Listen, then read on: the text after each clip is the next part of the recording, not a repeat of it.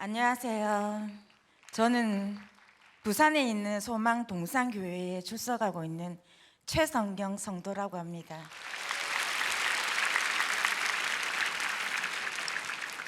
저는 13개월 전만 해도 신내림을 받은 무당이었습니다. 지금 저를 이곳까지 인도하신 하나님을 소개하려고 여기에 섰습니다.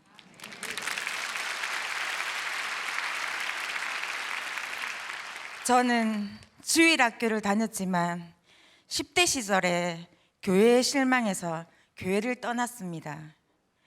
교인들의 이중적인 모습을 보며 교회를 떠났고 주님을 찾지 않았습니다. 그러던 중 저는 가히 눌림을 당하고 이상한 것이 보이기 시작했습니다. 모든 생활이 피폐해지기 시작했습니다. 매일 밤 눈 감기가 무섭고 두려웠습니다. 그래서 달마도사의 그림을 방에 걸어놓기도 하고 별일을 다 했지만 소용이 없었습니다. 그러던 중 어느 무당에게 이끌려 신내림을 받게 되었는데 아버지의 유산으로 받은 5천만 원을 신내림 받는 비용으로 다 써버렸습니다. 그리고 저는 하늘신궁이란 이름으로 법당을 차려놓고 손님을 받기 시작했습니다. 제 인생이 주님을 떠난 뒤 30년을 마귀에 짓눌려 살다가 신내림을 받아 법당까지 차려놓고 사는 저에게 하나님께서는 가만히 계시지 않으셨습니다. 어느 날 저의 몸이 너무 아파서 병원에 갔는데 담도암 4기라는 청천벽력 같은 진단을 받았습니다. 이 진단으로 저는 무너졌으며 정신을 차릴 수 없는 지경에 이르게 되었습니다. 찾아오는 손님의 문제를 해결해 주겠다는 무당인 내가 내 몸의 질병조차 해결할 수 없어 고통을 당하는 저에게 하나님께서는 인자함으로 나에게 다가오셨습니다. 신내림을 받은 이후 가족들이 나를 외면했는데 내가 담도암 4기라는 말을 듣고 사랑으로 다가오기 시작했습니다. 병원비가 없어서 고통을 받는 저에게 병원비를 들고 와주었고 전화와 문자를 통해 위로해 주기 시작하는 가족들을 보면서 하나님의 사랑을 느끼기 시작했습니다. 그런데 문제가 있었는데 신내림을 받고 차려놓은 법당을 치우는 일입니다. 일반 무당들은 법당을 치우는 일을 하다가 죽는 경우도 허다하다는 걸 알기에 그 당시 저에겐 목숨을 거는 일이었습니다. 제가 죽을 수도 있고 아들에게 해가 갈 수도 있다는 생각에 두려움에 사로잡혀 엄두를 내지 못한 채 고통을 받던 중에 교회에 다니는 엄마에게 의논을 했습니다. 엄마는 교회 목사님께 상의해 보시겠다고 말씀하시더니 주일날 오후에 목사님을 모시고 오겠다고 하셨습니다. 과연 목사님이 법당을 해체할 때 아무 일이 없을까? 그것도 목사님은 키도 정말 작고 덩치도 없는 분이며 교회도 작은 교회 목사님이라는데 저분입니다. 일어나 주십시오.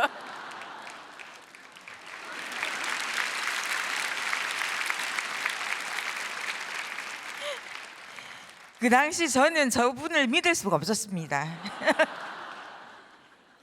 드디어 목사님이 오셨는데 더 가까이서 보니 역시나 더욱 믿음직해 보이지 않았습니다. 그런데 놀라운 일은 그 작은 목사님이 갑자기 눈을 감고 기도하시더니 양복 윗옷을 와일드하게 벗어 던지시고 혼자서 전동 드라이버를 가지고 아무도 법당에 들어오지 못하게 한 채 해체하기 시작했습니다. 그렇게 총 4시간이 걸려서 법당을 모두 해체하셨습니다.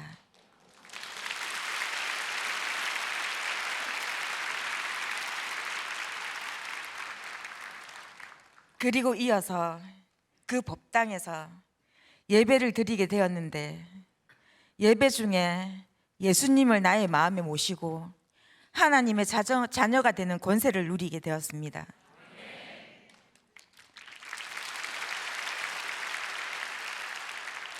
이후로 하나님은 저에게 놀라운 일을 시작해 주셨습니다. 담도암 사기였기 때문에 고통은 이루 말할 수 없이 커서 걷기도 눕기도 서기도 힘든 고통 속에 있었는데, 예배 시간만 되면 마치 암 환자 같지 않게 예배당에 예배하러 가는 저를 발견하게 되었습니다. 그리고 병원에 가야 하는데 치료비가 없어서 힘들어할 때 우리 가족들이 힘을 모아 도움을 주었지만 그것만으로는 병원비를 감당하기 어려웠습니다. 그럴 때 교회 성도님들이 기도를 해주시며 치료비를 도움을 주셨습니다. 그러나 제가 섬기는 교회는 작은 교회여서 여전히 많은 부분이 부족하였는데 2022년 다니엘 기도회 기간 중 목사님을 통해 사랑의 헌금을 신청하게 되었습니다. 하지만 그땐 사랑의 헌금 대상자가 되지 못했습니다. 목사님은 저에게 하나님의 자녀는 하나님께 기도할 수 있다고 하나님께 기도하라고 하셨고, 하나님의 자녀가 된 저는 다니엘 기도의 기간 더욱 집중하여 하나님께 병원비와 암을 치료해 달라고 기도하기를 시작했습니다.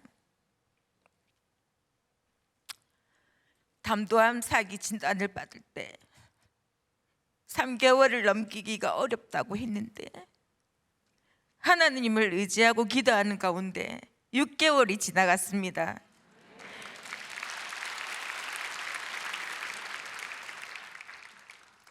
주신 은혜에 감사하며 항암 치료를 받으며 같은 병실에 있는 한우를 위해 기도해 주는 사람이 되었습니다. 모두가 힘을 얻기도 하고 예수님을 전하게 되었습니다.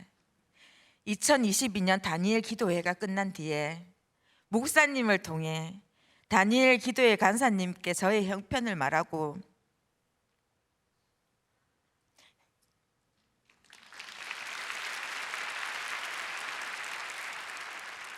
다니엘 기도회 사랑의 헌금을 신청하게 되었습니다. 며칠이 지나자 사랑의 헌금을 지원받게 되어 병원비를 낼 수 있었습니다.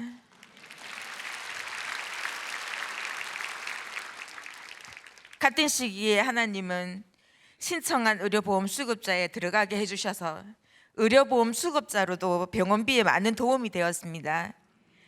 하나님의 손길을 경험하면서 제 마음에 기도 제목이 생겼습니다. 2023년 다니엘 기도회에 간증자로 서게 해달라는 기도 제목입니다. 3개월 시한부 인생이 2023년 다니엘 기도의 간증자로 설 수 있을까 고민할 때마다 목사님을 통해 주시는 하나님의 말씀은 하나님을 놀라운 계획을 저를 통해 이루시기를 원하고 있음을 알게 해주셨습니다. 목사님도 다니엘 기도의 간증자로 서면 같이 가주시겠다고 약속해 주시고 기도해 주셔서 오늘 저렇게 같이 왔습니다.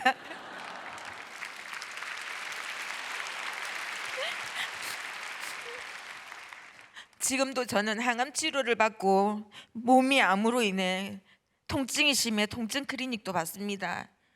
그러나 저는 지금 나를 사랑하시는 나의 아버지 하나님과 함께하는 복을 누리고 있습니다. 사탄 마귀에게 속아 저의 인생을 송두리째 고통 속에 밀어넣었던 저를 하나님은 잊지 않으시고 불러주셨습니다. 너는 내 사랑하는 딸이다. 내가 너를 사랑한다. 내 딸아, 지금도 말씀하시는 하나님으로 인해 오늘도 행복하게 하루를 살고 있습니다.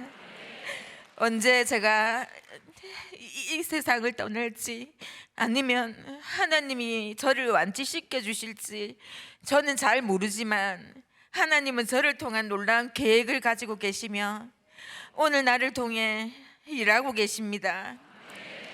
전국에 60만 명 이상이 무당으로 있다는 얘기를 들었습니다. 지금도 무당의 일을 하는 무속인들에게 말합니다. 사탄 마귀에게 속지 마시고 하나님께로 돌아오십시오.